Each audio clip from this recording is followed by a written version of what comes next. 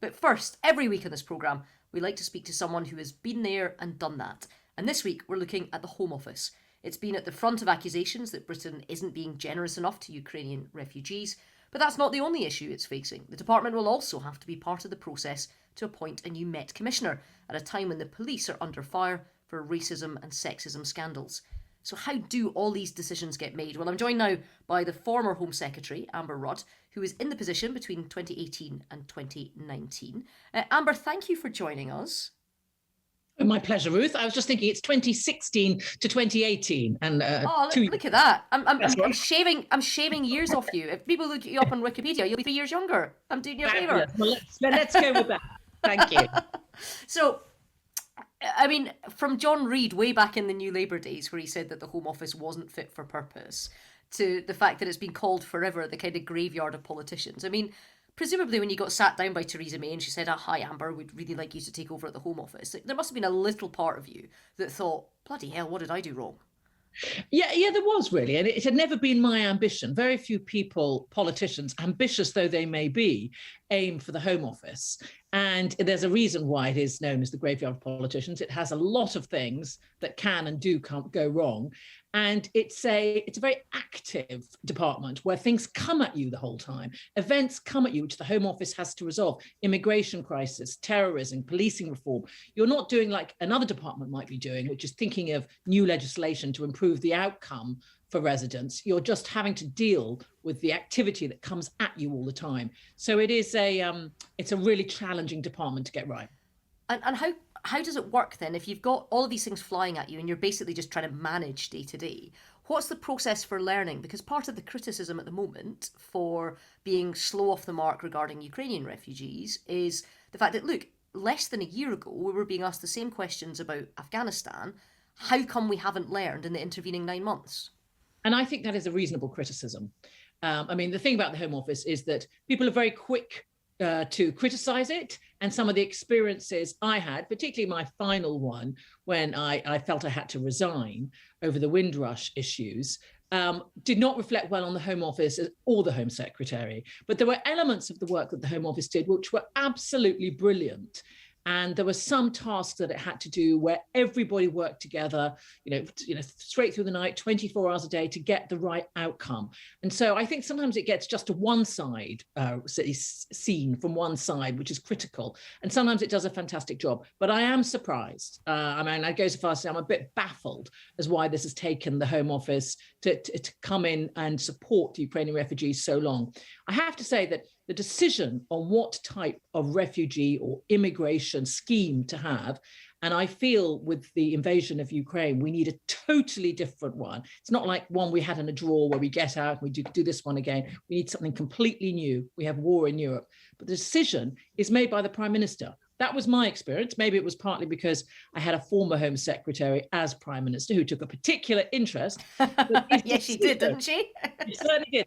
But these decisions about what sort of scheme to have, whether to have visas, how much to open the doors, what sort of security checks to do, the Home Secretary can recommend, but it is a number 10 decision. Well, if you look at some of the other things that are the incoming fire at the moment. So there's a lot of activity that stemmed from the invasion of Ukraine. Part of it is now looking at some of the Russian money and the Russian people of influence that have been granted right to remain. They've been granted citizenship in this country. And we're only now looking at where some of that money came from and what some of those connections are. So somebody like Roman Abramovich, should we have been looking at him a lot earlier than we were? Oh, we were doing a lot of looking and we were introducing new legislation to take action. For instance, we introduced unexplained wealth orders, and I was particularly keen to make those work. I remember a senior officer saying to me, I can't stand the way I have to drive past these millionaires' houses and I know how they got their money. They know I know how they got their money and there's nothing I can do about it. So we introduced unexplained wealth orders in order to give law enforcement the power to go after people whose money looked like it might be and often was through criminal sources. Unfortunately, they didn't work well enough. I think there's only been a handful actually used. I mean, one of the reasons why, of course, people like to live in the UK, they like to live in London, is that the law protects individuals so strongly. And so we need to toughen up on that. And that is taking place now. But don't think we weren't looking at it previous to this invasion. We were. And let's talk about law enforcement then, because one of the big things that's resting in the in tray at the moment is Cressida Dick says she's going. We've got to have a new Met Commissioner. It's an almost impossible job to appoint someone that can both be head of kind of anti-terrorism and do local policing in Walthamstow, and it's the same person that has to be in charge of the same job. And if you're the Home Secretary that has a particular ideological profile like Priti Patel, you're very different from the Mayor of London, and you've both got to agree on the same candidate. How on earth can you do that? Well, I think that one of the things you would normally do, although this may be difficult under the current circumstances, is take your time so that you have the opportunity to bring everybody with you. I mean, the only thing that is set out in law is that the Home Secretary appoints the head of the Met and consults with the mayor. In my circumstances, when we did that, you start with agreeing the advertisement. So we agreed the terms of what we were looking for, working with City Hall. I was very keen to get a candidate who the mayor was going to work with me on as well. And then you have a panel set up by the Home Office, which is the Permanent Secretary of the Home Office, the Director General of Policing, and again, the head of policing from the mayor's office. And they whittle down the candidates to probably 3. That's what we had, 3. And then I interviewed each of those 3. And my goodness, they were all 3 of them incredibly impressive candidates. And then the mayor had a sort of fireside chat separately with each of the candidates. I think it's important. I mean, in theory, the Home Secretary could appoint whoever they want in the face of the mayor's opposition. But I think you've got to try and take the mayor with you. And I hope that Priti Patel will do that. Well, particularly since Sadiq Khan's, the lack of his support seems to have been pivotal in Cressida Dick deciding to go.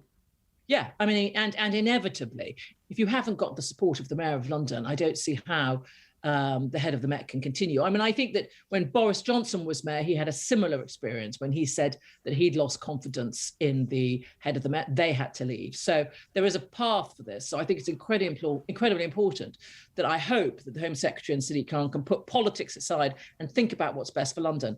But the wider point you make, Ruth, is also interesting about, is it possible to really be the head of police for London and to be head of UK counterterrorism? I mean, I would, in normal circumstances, you might hope that this would be a chance for reform of policing.